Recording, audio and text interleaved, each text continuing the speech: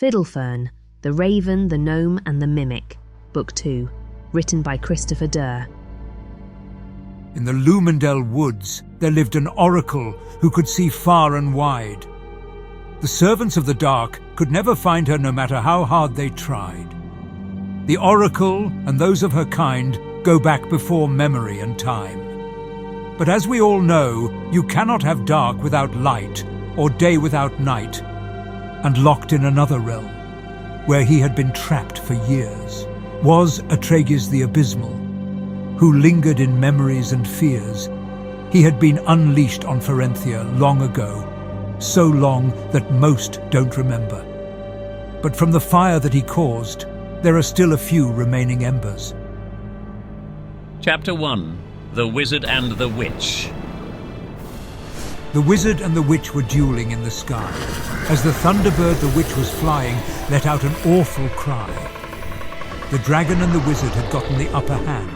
Then the witch began to drop to find somewhere to land. The battle was raging on right where it left off long ago. The sky was crackling with lightning as the thunder rumbled low. The dragon flew down to chase the giant bird. By the time it landed, something had occurred. The witch and the bird both had disappeared, and the thunderstorm had stopped, and sky had gotten clear. The wizard said to himself, "I need help this time. I cannot keep letting her escape. She will disrupt the balance and doom all of our fates." He jumped on the back of the dragon.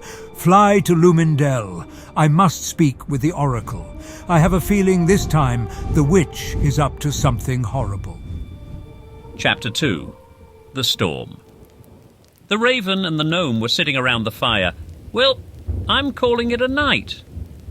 The Gnome was getting tired. The Raven said, "Good night, I'll see you in the morning." Outside, a storm raged in the distance, and the rain had started pouring. The Raven was feeling uneasy, but couldn't put it into words. I need to relax. I'm sure that it's nothing. I'm being completely absurd. I'm sure it's just a normal storm, no reason to be concerned. Or maybe I'm wrong about that, and maybe the witch has returned. Deep in the Bramblewick woods, the witch stood next to a fire, reciting incantations and throwing more wood on the fire. A cauldron was bubbling and hissing and letting off incredible steam, when suddenly from inside the pot there came an unusual scream. Your skin will adapt, your body will change, your form will be ever shifting. On the ground stood a small little creature who stared at the witch, just listening. The witch said, "What that interfering gnome has done cannot be forgiven. You must bring him to me. Do not let me down. Do your job, my mimic." Chapter 3. The Woods. The next morning at breakfast, the Raven said, "Do you ever worry about the witch? I mean, we really know nothing about her, yet alone where she is." The Gnome said, "I've given it some thought, and concluded it's not my job to worry. Let the wizard sort that out, either him or the fairy." "What fairy?" said the Raven. "Oh, you mean the pixie we met?" The Gnome said, "Fairy? Pixie? What's the difference? You know perfectly well what I meant." That's like saying there's no difference between a gnome and a dwarf. I mean, one is short with a beard, and one has a beard and is short. The Raven continued, "You're ridiculous. I'm starting to think meeting other creatures would do you good." The Gnome said, "No thanks, Crow. I'm perfectly happy in my neck of the woods. Last time I did that, I almost got attacked by a goblin, murdered by a witch, and eaten by a troll. Let's make a deal. If you stop talking, we'll go and take a forest stroll." They walked out the door into the woods and down over the creek. The Raven asked, "Did you hear that storm last night, or were you too deeply asleep?" "No, and what about it? Also, do you ever stop asking questions?" The Raven ignored the jab and said, "I just got an eerie feeling, like a presence." "So that's why you asked me about the witch first thing in the morning?" The bird said, "Well, I saw lightning in the sky long before it started pouring." Fiddlefern said, "Oh, so they don't have thunderstorms in Farwood Forest south?" "They do, but something was different. I just don't know what it was about." Just then the Raven got tense and said, "Why is it so quiet?" The Gnome laughed. "Quiet. Since we left the house, you have yet to be silent." "No, I'm serious. Everything has stopped. No birds, no bugs, no sounds." The Gnome realized he was right. He was paying attention now. Just then they heard some footsteps of something in the leaves, and they turned to see something coming from around an oak tree. It was small, covered in fur, with a mouth sort of like a beak. It had a curious expression and didn't seem to know how to speak. It just purred and chirped and looked at the raven and the gnome. The gnome said, "Okay, not sure what that is, but I think we should probably go." The creature let out a whimper and could definitely understand what was said. Maybe we should help it, said the raven. Fiddlefern said, "Are you out of your head? This thing doesn't need help, it needs to go on its own way." Hello, little fellow, where are you from? Is everything okay? The raven was concerned and was wondering from where it came. The gnome said, "Okay, goodbye, have a good day, we've got to be on our way." They both began walking back towards the house. Just then, the creature turned around and made a strange sound. Fiddlefern said, "That was incredibly strange, and for here, that's saying a lot." That thing was harmless, said the bird. The gnome said, "Something tells me that it's not." They thought they heard it following, but when they looked back, it had gone, and eventually the birds and the bugs started resuming their songs. They arrived back home, and Fiddlefern checked all the locks, and the bird just rolled his eyes and said, "You really need to stop. You think that little itty-bitty, fuzzy little creature is actually a threat. I think not. You know you're about as paranoid as it gets." Chapter 4. The Mimic. They heard or saw nothing of the creature the rest of the night, and come morning light, the gnome woke up to a sight. The living room was a wreck, and the window was wide open, and there was a cup on the floor completely shattered and broken. "Raven, where are you? What in the world happened?" On the back of the couch was the bird. He was mumbling and laughing. Raven, are you all right? What went on in here?" The raven was mumbling words that Fiddlefern just couldn't hear. "Everything is fine, so I just had a minor little accident.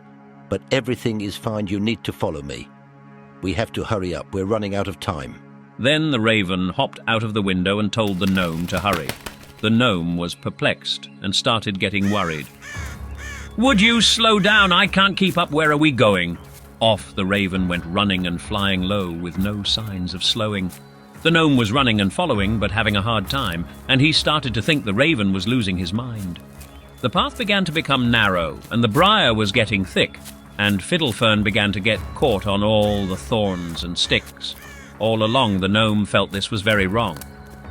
"I don't know what's gotten into this bird. I think his last marble's gone." The bird stopped and let the gnome catch his breath. It said, "We have to keep moving. There's no time for us to rest."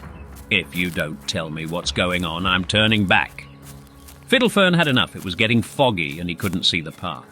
The fog was thick as stew, and the daylight was hidden by the woods. Fiddlefern kept saying to himself, "This can't be any good." The bird was getting far ahead and was completely ignoring the gnome. They had been running for a while and were very far from home. Fiddlefern noticed the path was disappearing and turning into a bog. Suddenly he got stuck in sinking mud after hopping over a log. He tried pulling himself out, but after almost getting out, he fell. He started panicking and asking the raven to come back and help. He just sat there and stared at him, and showed no signs of helping. He ignored the gnome looking at him and angrily yelling. "Will you help me? The wind picked up, and the gnome felt tension in the pit of his stomach. The sky grew dark, and he knew something wicked was coming. Just then the raven flew off and disappeared into the mist. Then he heard a dreadful voice say, "You did it, my mimic. You've brought me my gift." The gnome was stunned as he was confronted by the witch. "Hello, gnome. I bet you thought you would never see me again." Chapter 5. Farwood Forest. Many miles south, the raven woke up in a daze, lying on the dirt. He had no idea what happened to him, but his left wing was severely hurt. He was beginning to roll over. He was feeling very weak. He heard a muffled voice from the bush as someone began to speak. "Are you okay? What happened? Do you need any help?" As he noticed a fox looking at him, he began to yell. The raven shouted, "Oh no, please don't eat me. I doubt I'd be very good." The raven noticed there was no one else around in the woods. "I just want to help. Are you hurt?" The raven looked highly stressed. The fox was concerned about the bird. It looked an awful mess. He said, "I need to get back. Something's wrong, and I need to get back home. Something has happened to him, I know it. We need to check on the gnome. I need to see if anything awful has happened to my friend." The raven told the fox. "Wherever you're going, you can't fly, so we're going to have to walk." "What's your name, and do you know exactly where we are now?" My name is Finley, and we are in the most northern part of Farwood Forest south. The raven said, Curious. How on earth did I end up all the way down here? What had happened to the bird wasn't exactly clear. Finley said, Let's start heading this way and get back on the path. You need some rest for now. Why don't you climb up on my back? They walked for miles and miles, then finally reached the Willow Bend River. It was getting cold and rainy, and both animals began to shiver. The raven said, Let's stay here tonight. Then we'll try to find a way across in the morning. They found shelter in an alcove near the bank as the rain began pouring. During the night they heard many sounds, some incredibly strange, and the river was beginning to rise as it continued to rain. I hope the rain stops and the water doesn't continue to rise. They huddled close in the alcove as the lightning crackled in the sky. The morning came and they found no bridge, so they had to try to swim across. On the other shore, the Whitakers was hiding and waiting to cut them off. The Whitakers had glowing red eyes and snuck on all fours and had 2 long horns on his head. And usually, when you saw him, you were only minutes from dead. But the raven saw the creature creeping in the water, approaching quick. Hurry, there's something in the water hiding in the reeds and sticks. They switched direction, and the fox swam as hard as he could. He heard the creature gaining on them as he almost reached the woods. Chapter 6, The Lumindell Woods. The wizard and the dragon sat down in the Lumindell Woods. At once they saw the oracle kneeling on the ground, cloaked in a hood. It said, Hello, Arador. I see you made it off the mountain. The oracle said. The wizard replied, Yes and no thanks to you. You would have left me for dead. She said, Who do you think sent the lightning rider to save the gnome when you just sent him letters? You know I cannot leave these woods, not now, not ever. Until very recently I could not see you and I believed you to be lost. The last war that was waged I paid an incredible cost. My powers are diminishing and there are parts of Farenthia I cannot see. The wizard looked shocked. I don't understand. How can that be? The wizard said, The witch is up to something. Well, something more than normal. I'm convinced that somehow she's found a way to open up the portal. She said, Do you not think I would have known by now if it really was open? Although I can't see her, and when I try my mind loses focus. We have to do something. She needs to be stopped. And I thought for sure that you'd be on the watch. The oracle's eyes rolled back into her head and she stood still as stone. Then she finally spoke. Something is wrong. You must find that gnome. Arador said, Are you sure? He was safe when I left him and the raven at his home. He has gone into darkness, and from there I do not know. What about the bird? Can you find the bird? The wizard had gotten worried. He is in the river with a fox and they're swimming in a hurry. He told the oracle. Keep an eye on the situation. When I can, I'll send a message. Then he hopped on the dragon's back and they were gone within seconds. The wizard was debating on which direction to head now. Then he told the dragon to just begin to head south. Chapter 7, The Cage. Fiddlefern woke up groggy. He was in a complete daze. The first thing he noticed is he was sitting in a cage, and sitting on the ground just silently watching was the mimic. I should have known that you had something to do with this. It was the creature from the woods when he and the raven were walking. He kept asking the mimic, Where is the raven? But the creature wasn't talking. If you did anything to my friend, it will be the last thing you ever do. Fiddlefern was distraught. This situation was too strange to be true. Now, don't be mean to my mimic. He's just doing what he's told. The witch had entered the room and the room was getting cold. Fiddlefern said, What is wrong with you? Why won't you leave me alone? Oh, my dear Fiddlefern, you are alone. More alone than you know. You just had to take that egg, even though it wasn't yours to take. I'm sorry, but now is the time to lay in the bed you made. The witch seemed to be enjoying playing with her prey. The gnome just glared, debating what he should say. Have you ever wondered why you are the last gnome left? Surely you must have wondered where they all went. The gnome just stared. What do you mean? Exactly what do you know? Oh, I know many things about many things that happened long ago. A long time ago, in the foothills of Favian Mountain East, there was a peaceful village of gnomes who lived their lives in peace. But one day, a group of gnomes discovered a door on top of the Favian Mountain's peak. They opened the door to another realm and let in an unspeakable beast. The gnomes were responsible for casting Farenthia into darkness. Yeah, okay, sure, that's interesting and all, but regardless. You are the one holding me locked up in a cage. Speaking of that, what are you doing with me anyway? Oh, you'll see. But first we're going to have some fun. And I think you'll see things my way when this is all done. Yeah, okay, sounds great. Can't wait. Fiddlefern was starting to think about ways to escape. Chapter 8. The Light. Finley was swimming hard as he could, and was almost to the shore, when he heard a noise unlike anything he had heard before. You're almost there. Keep going. The raven shouted in fear. The monster was almost on top of them when a white light appeared. The monster feared bright lights and was instantly driven back. The fox made it out of the water and ran from the water's edge fast. They looked for who rescued them, and the raven saw the pixie. Oh, good, I finally found you. You need to hurry and come with me. The pixie said, Something is happening that hasn't happened for many years. All across Farenthia is a growing sense of fear, and creatures like that one are appearing across the lands, waiting to snatch up any travellers that they can. The raven said, Do you know what's happened to myself and the gnome? I somehow woke up with a broken wing many miles from my home. She said, I was sent a message from the Oracle of the Lumendell Woods to hurry up to Farwood Forest and try to find you if I could. We have to hurry. We're not far from my home. Off the trio went. It was time to check on the gnome. After a few more miles of running through the woods, they made it to the treehouse, but it didn't look good. They approached slowly and saw the door was wide open, and the front window of the home was completely broken. Oh my goodness, what on earth happened? The raven exclaimed. He proceeded with caution, and the pixie and fox did the same. Just then the gnome came walking out, grinning from ear to ear. Hello, my good friends, I have been waiting for you here. The raven said, Thank goodness you're okay. Do you have any idea what happened? The gnome said, Come in, everyone, and began quietly laughing. Just then Finley's hair stood on end and he began growling low. Then the pixie said, Raven, come back here. Do not go into the home. Fiddlefern scowled at her and said, Mind your own business, pixie. The raven said, Wait a minute, you didn't say fairy. Then he knew instantly. He ran back away from the gnome as fast as he could. Just then, the gnome let out a wild sound that echoed through the woods. Then they heard a thundering, booming sound somewhere in the trees. And all of a sudden they heard a massive bird scream. Then a giant thunderbird came through the trees with the witch perched on its back. Come to me, my mimic. And she let out an hideous laugh.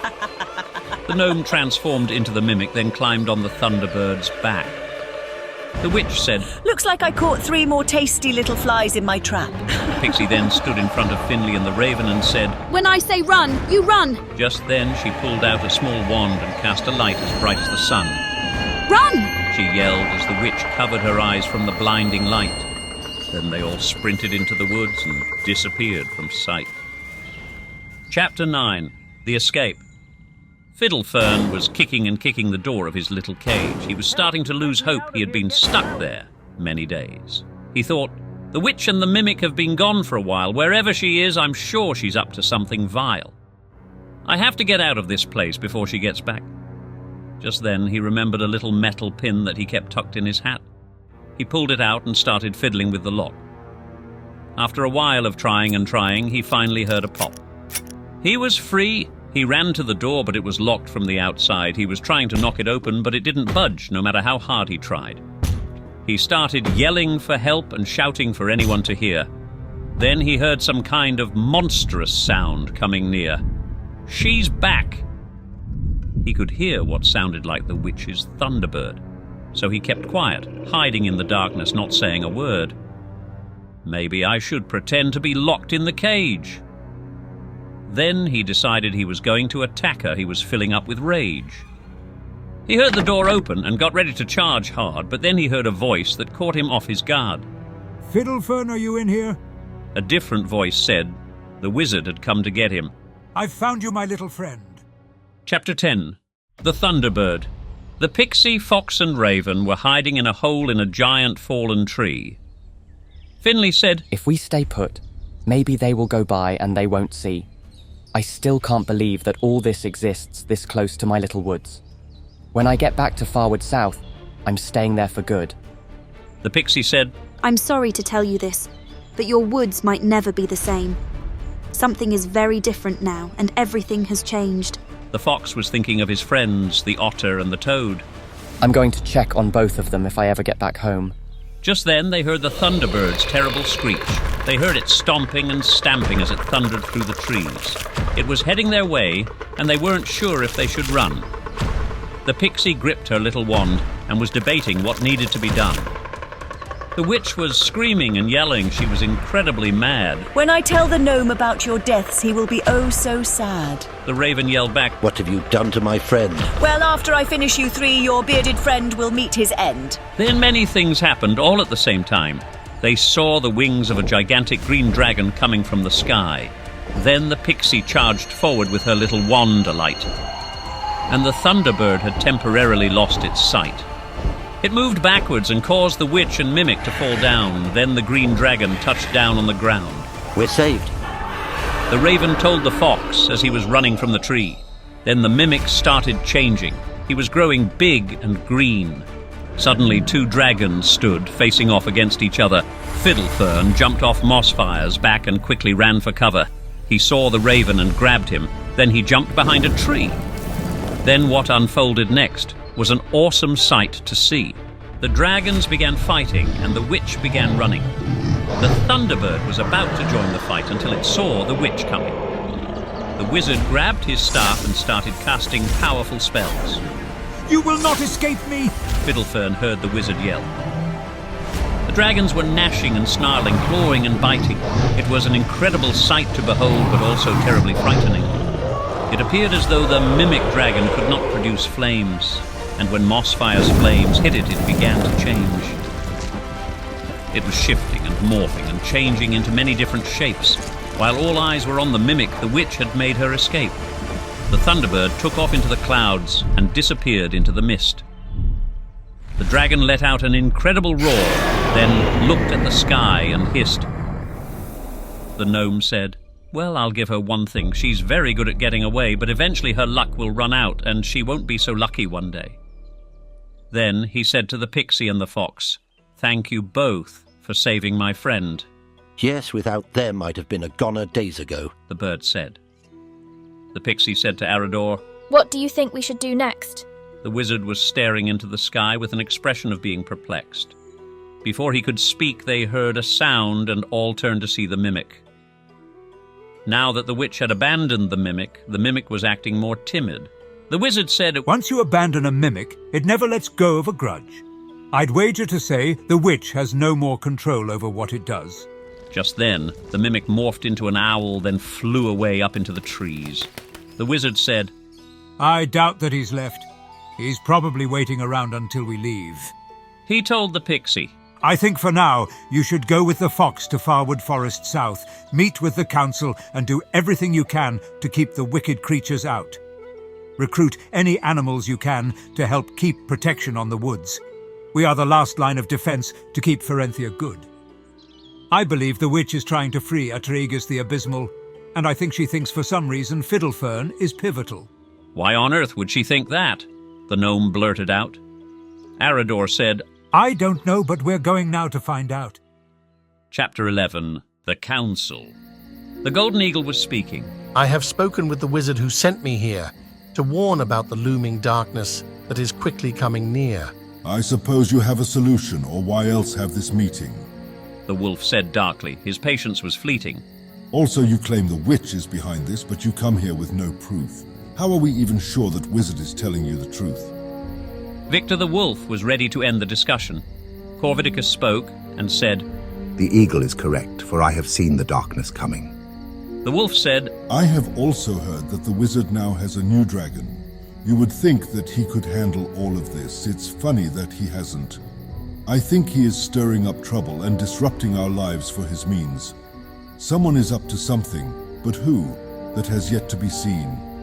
Odin the owl said, I will travel north to speak with the Oracle of Lumindel. For now we should send out spies before our next meeting, for only time will tell. They went their separate ways, the owl and the eagle continued speaking. Arador is still unsure on exactly what the witch is seeking. Ever since the gnome and raven helped the wizard get the dragon, she has been causing more chaos than I could have ever imagined. Off the 2 birds took flight, flying into the dark night. and from the sky they could see Farenthia glowing under the moon's light. Chapter 12. The Oracle. The gnome shouted, "I told you that mimic creature thing was up to no good. And I mean it. When this is over, I'm never leaving my woods." The raven said, "Aren't you at least going to admit you've been bored without me around?" "No way! I was enjoying the peace and quiet." The gnome and raven were laughing now. "Bet you wish you never opened that letter and went and got the egg." The bird said, "Yes and no. To be honest, I was incredibly bored before with no friends, even though I somehow ended up friends with the most talkative bird I've ever met." "What about us?" asked Arador. Fiddlefern said, "Maybe yes, but you did get me into this mess." "I will also be the one to get you out of trouble too." The gnome chuckled and said, "Well, we'll see about that. I hope that you do." The dragon started dropping down and getting closer to the trees. Soon as the dragon let them down, he felt an immediate sense of ease. Though it was dark night, the Lumendel woods let off a constant glow. There were lanterns and fireflies and fluorescent things he didn't know. "I have a vague feeling that I've been here before," Fiddlefern said. There were lost memories of his early life swimming in his head. "Welcome back to Lumendel, Fiddlefern. It has been a very long time." The oracle was standing and smiling to her new guests that had arrived. As soon as they all greeted each other, arrived the eagle and Odin. Arador told the eagle, "It's good to see you, my friend. How are things going?" The eagle said, "Not good. I have spoken with the council, and they plan to just keep watch." Then Odin said, "Yes, for now, but I've come to discuss with you all that you know about the witch's plot. Corvidicus has seen the creatures creeping further south. He and Benedict the bear have begun sending spies to look out." Arador said, "I have sent the pixie and Finley the fox back to help." The oracle said, "Yes, there are many moving parts and many tales to tell. To begin with, I think Fiddlefern must be told everything we know. For I realise now why the witch is chasing him and where she wants to go. A long time ago, in the furthest northern reaches of Farenthia, your ancestors lived in the foothills of the Favian Mountains for more than a millennia. Among the gnomes was a king, who was a descendant of the kings of old. His power lay in his staff, more specifically the staff's stone. One fateful day, a tree appeared on top of the Favian Mountains peak, and all the village elders travelled up to go and see. The tree had grown from nowhere, and it was never there before, and at the base of the tree was a strange, solid black door. The king and the elders all determined it was best to leave this tree alone. When something curious happened, the king's staff stone began to glow, and without thinking, the king tapped the stone to the black door, and something occurred that the gnomes had never seen before. The door opened, and on the other side was a terrifying sight. Even though it was day on their side, through the door was dark night. At once they could see and hear a snarling beast. It filled them all with fright. There was a sorceress on its massive back with eyes of red light. It was a tragus, the abysmal and unspeakable creature of dark, who came through the portal and tore Farenthia apart. The gnomes sought help to destroy Atragus and the witch. Nothing they tried helped, no matter whatever they did. The gnomes were almost all destroyed in the defence of their land. Only a few remained while making their last stand. After many attempts to defeat it, the monster seemed immortal. Finally, the wizards came and drove the monster through the portal. Your parents were some of the last few gnomes to survive the attack. They moved into the woods far from the mountain and never came back. The witch remained on this side of the portal, plotting and biding her time, looking for ways to cause chaos and reach the other side. I believe she thinks as the last gnome of Farenthia only you can open the door, and she was unaware of you before you brought the egg to Arador. I understand this is shocking, but I must tell you one more thing. Your grandfather is the one who opened the door, and you are a direct descendant of kings. Fiddlefern was speechless and was unsure how to respond. It was hard hearing he was the last gnome of Farenthia, and the rest were gone. I still don't understand. I have no staff, no stone, and I have never seen such a tree. I have no knowledge of any of this. This is all news to me. That witch is wasting her time. I wish she'd let me be. It's bad enough I am the only gnome left, but I also can't just live in peace. Arador, did you know any of this? Why did no one tell me? This is absolutely crazy. To be honest, before my isolation and downfall, everything is a bit hazy. The raven said, "Are you all right? You look like you've seen a ghost." "It's a lot to take in, but some things make sense now. It's like I've always known." The gnome said, "Then why is she only after me now after all this time?" I believe until you went and took the egg, she didn't know you were alive. We may never know her true intentions, for she is not of this realm. Fiddlefern was silent. He was obviously overwhelmed. "I need some time to myself to think over what you've said. I'm going to take a short walk. I need to clear my head." Chapter 13. Betrayal. Fiddlefern began walking and talking to himself. Is all of this the truth? It was very hard to tell. He thought he heard a noise from the sky up above. He felt a present danger and wasn't sure of what it was. In an instant, the witch's thunderbird shot down through the clouds. It came directly towards the gnome and snatched him off the ground. Before the gnome could fight back, they were racing through the sky, flying towards the mountains, climbing very high. The witch was laughing. You thought you'd get away? There is no turning back. The moon was behind the clouds and the sky was pitch black. They landed on the mountain top and stood at the old and withered tree. The witch was going to have her revenge, for all Farenthia to see. She grabbed the gnome, prepared to force him to try to get the door open, when something utterly unexpected happened that left the sorceress frozen. Fiddlefern grinned then in an instant. He started transforming. Before her and the bird stood a massive dragon roaring. The mimic attacked the bird, it panicked, then it flew away with speed. The mimic grabbed the witch, then flew off towards the Farenthia Sea. Chapter 14. Atragus the Abysmal. They heard the noise and the oracle shouted, She's taken the gnome. Where do you think she's headed? Do you know which way to go? Arador climbed on the dragon and was about to chase the bird when the gnome came back in panic from what he heard. Arador said, Thank goodness you're okay. Did you hear the thunderbird screech? Yes, and I saw them lift up into the sky, and it was carrying me. They all stood and pondered what exactly was happening, but the raven realized at once. Then he started laughing. The witch took the mimic off instead. I guess he really holds a grudge. He must have followed us the whole time to know where Fiddlefern was. The oracle said, Be silent. There is a dragon carrying the witch away across Farenthia Sea. Well, that's a problem that solved itself.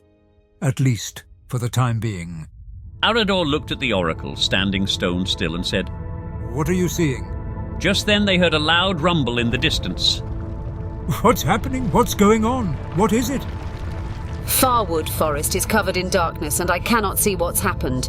I am trying to see, but I can't. The entire forest is blackened. Odin and the eagle sprung into action. We will fly ahead and see what we can. Arador said, Wait until you see me arriving. Whatever you do not try to land. And with that, the golden eagle and the owl took off through the trees. Arador said, Do you think Atragus has returned? What else could it be? Possibly, but I cannot say for sure. This does not feel the same as before. Fiddlefern, before you go into danger, I present you with this sword. This sword was used in the last war in the fight against the Doom. The oracle pulled out a shining silver blade that glinted in the moon. Fiddlefern said, Thank you. It seems like I might soon have to put it to good use. I know you will, and when the time comes, it will tell you what to do. Arador said, Elaria, are you able to summon the 3 riders to assist? I will try to reach them, but I am not aware of where each of them is. The ground rumbled again, and the wizard shouted for the raven and the gnome. Then the dragon lifted off into the sky and headed towards the gnome's home. So what do I call you now, Your Highness, Your Majesty, or King? Listen to me, bird. I will personally cook you if you call me any of those things. Understood, Your Royal Eminence. I promise I'll bite my tongue. But the joking halted immediately. What they saw left them stunned. It was taller than the tallest trees, with giant horns on its head, with enormous sharp teeth and eyes that glowed bright red. As they flew through the clouds, they heard a roar that sounded dismal. As they looked down towards Farwood Forest, they saw Atragus the Abysmal. He's massive. What on earth are we going to do against something like that? We're going to rescue our friends and send that monster back. The raven let out a war cry, and the gnome lifted his shining sword high. Then the wizard shouted, It's time! As the dragon flew down from the sky. You are not allowed in Farenthia. Begone! Back to the abyss with you! The end.